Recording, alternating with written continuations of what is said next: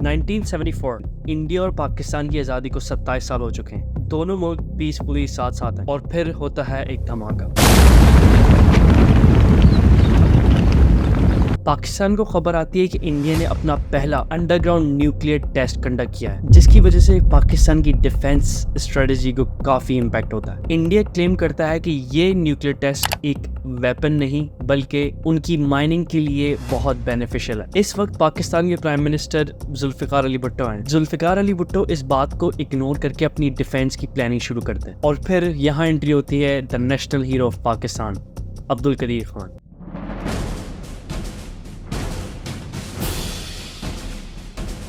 अप्रैल 1 1936 India के एक शहर भोपाल में ये पैदा होते हैं। फिर 1947 की पार्टीशन के बाद ये पाकिस्तान माइग्रेट हो जाते हैं। अब्दुल कदीर खान को शुरू से ही साइंस और इंजीनियरिंग में काफ़ी इंटरेस्ट होता है, इसीलिए ये 1967 में नेदरलैंड्स जाके डेस्क यूनिवर्सिटी ऑफ टेक्नोलॉजी से मास्टर्स ऑफ साइंस कंप्लीट करते हैं इन मेटलर्जिक इंजीनियरिंग और फिर वहाँ से उनका शुरू होता है एज ए न्यूक्लियर साइंटिस्ट का जर्नी। उनका ये जर्नी यूरोप से ही शुरू हो जाता है, लेकिन जब उनको इंडिया के इस न्यूक्लियर टेस्ट के बारे में पता लगता है तो वो फ़ौरन जुल्फिकार अली भुट्टो से कांटेक्ट करते हैं और फिर अपनी एक्सपर्टीज़ को प्राइम मिनिस्टर के साथ डिस्कस करते हैं। और काफ़ी साल लगते हैं उन्हें न्यूक्लियर टेस्ट की प्लानिंग में और इन दी एंड 1998 में आखिर पाकिस्तान अपना पहला न्यूक्लियर टेस्ट कंडक्ट करता है।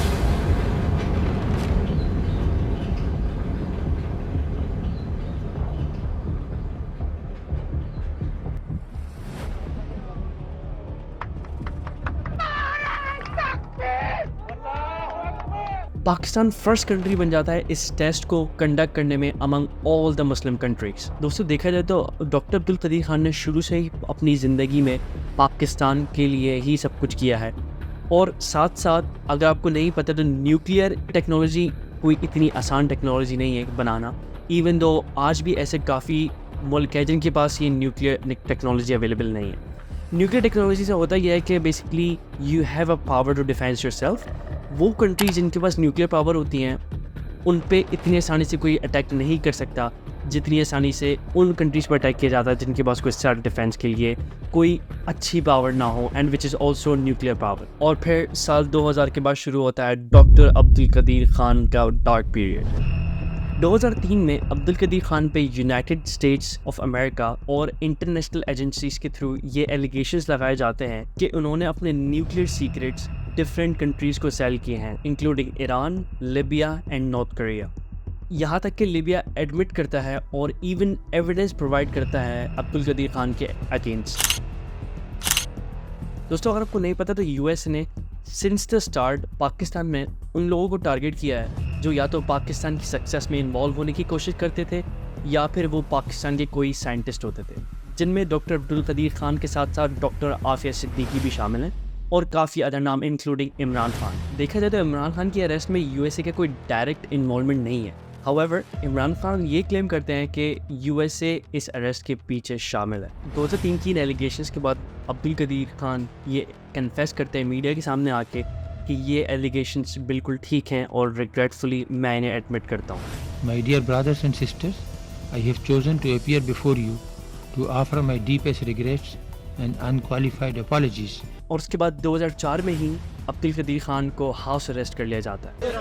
It was, they alleged, led by this man, Abdul Qadir Khan. House arrest के साथ साथ इनको स्ट्रिक्ट आइसोलेशन में रखा जाता है और किसी भी मीडिया या प्रेस को ये अलाउड नहीं था कि वो उनसे जाके मिल सके। फिर 2008 में अब्दुल कदीर खान ये एलिगेशंस को रिजेक्ट करते हैं, ये कहते हुए कि गवर्नमेंट ने उन्हें फोर्स किया था इन एलिगेशंस को एक्सेप्ट करने के लिए। फिर ऑलमोस्ट 5 साल के हाउस अरेस्ट के बाद 2009 में उन्हें एक फ्री सिटीजन बना दिया जाता है, बट ऑन वन कंडीशन कि he will never discuss anything about his allegations with anyone.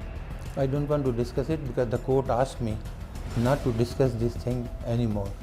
Even काफ़ी जर्नलिस्ट आते हैं और अब्दुल कदीर खान को फोर्स करते हैं इन एलिगेशंस के बारे में डिस्कस करने के लिए, लेकिन वो सिंपली डिनाई कर देते हैं। I don't want to discuss. I told you when I said the court has said no, so we don't want to discuss it anymore. I don't want to violate the court orders. और 10 अक्टूबर 2021 में Covid की वजह से अब्दुल कदीर खान का इंतकाल हो जाता है।